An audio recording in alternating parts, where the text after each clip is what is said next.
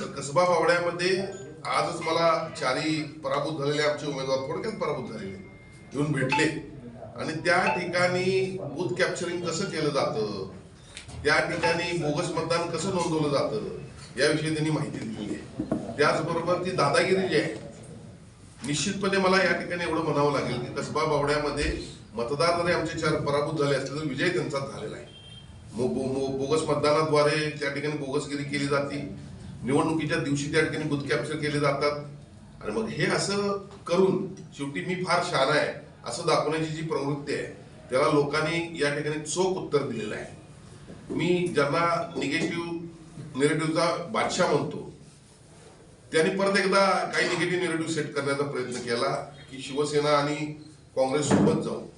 या ठिकाणी मी निश्चितपणे याविषयी आमचे उपमुख्यमंत्र्यांनी मुख्य नेते एकनाथजी शिंदे साहेब यांनी देखील भूमिका स्पष्ट केलेली आहे.